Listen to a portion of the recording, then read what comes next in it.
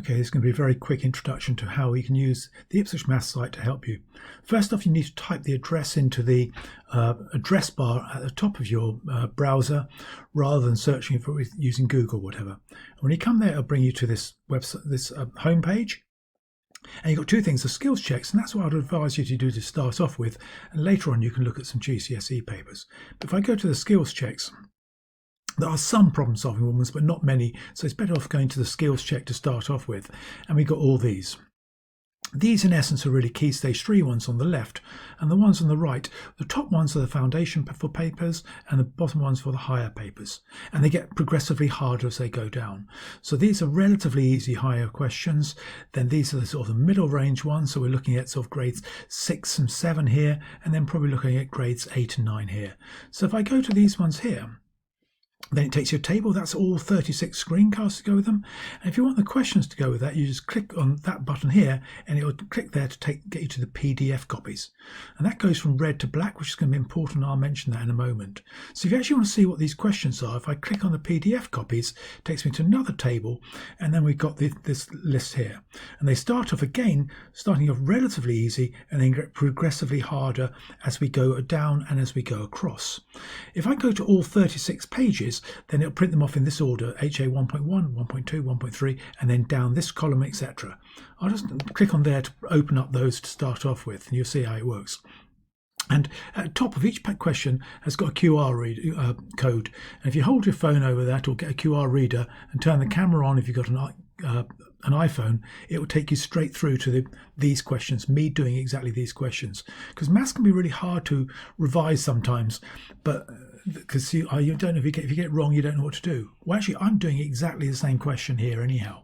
So the first question there is about prime factors, and then what happens is the first 5 are different questions, and that's important because they're interleaved, and interleaving is a really good way of learning something, because you're having to think, oh, what's the question about when you do it. And then we get these ones. We got some fractions, first question, and the question 3 of this one will be an expand and simplify.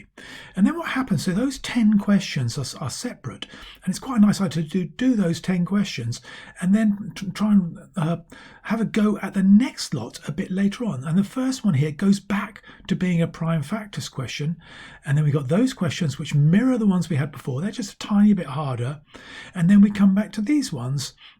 And the first one's a mixed fraction question, and then we go back to a expand and simplify question. So you've got a chance to go through and do them, okay?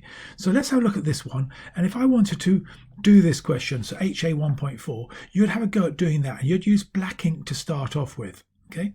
Now, if you could do it, great, you're just all in black. But if you get stuck on it, what you could do, you could either go to the QR code here and get your phone to show you me doing it, or you could go back to the thing here, go to 1.4, you want the 1.4 screencasts, go back to the 1.4 screencasts, and it will load you up onto these. Okay, so 3 1/4 divide by 1 2/3.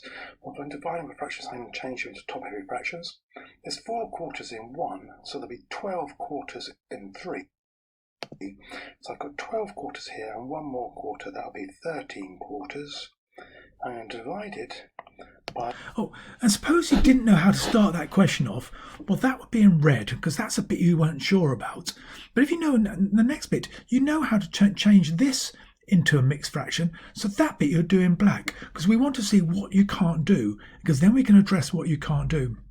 So then you go through, and if you wanted to check the answer, you could go right to the end just to check, or go to the end there,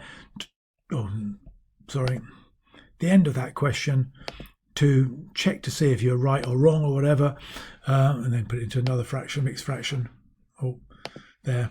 You'll probably play a little bit of it, and then we go on to the next question, where we get question 2. Okay, I explain why it works there actually. At the top, that's what I'm about to do. So it's not just about how to do something, but you're using black ink if you can do it yourself, and red ink if you need some help to go with it. Okay, I'll just pause that for me.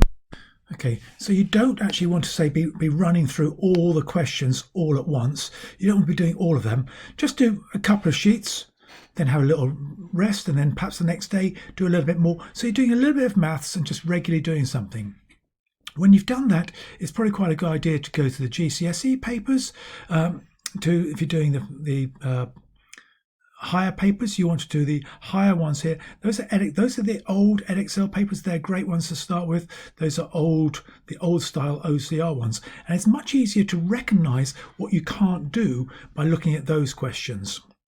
Whereas if you look at these ones here, these are the new style, the 9-to-1 ones. You're probably doing these in school anyhow, so I would not do these ones to start off with. You'd be better off doing those. Suppose you're doing old Edexcel papers, you go there, and then that will give you, so you've got this one here. If you want to do that, if you want to print it off, you can go there, and that'll print off 2003 June, paper 1. I'm sure hopefully come up there, 2003 June, paper 1H there. And so those are all the questions to go with it.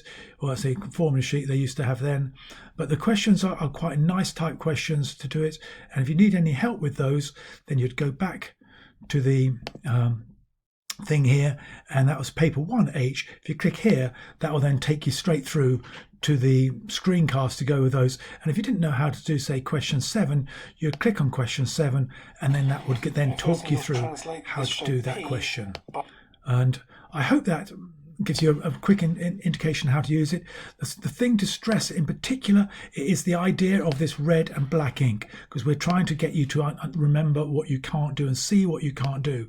So when you're doing this and you're going from red to black ink, and if you're not sure of something red, try and make a note, because you're actually trying to, how am I going to remember that next time I come across it? And making yourself some notes, really precise notes on it, can sometimes be really helpful.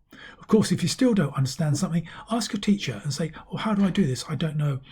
There are some GCSE topics there, so there are some things in there which might help, but all of it are no teaching things in here. If you want to be taught, then speak to your teacher, or Hegarty Maths or My Maths or whatever. These are all about questions, so you can actually do maths, because you learn maths by doing maths, not by watching maths. Hopefully that's okay, and yeah, thanks for getting this far.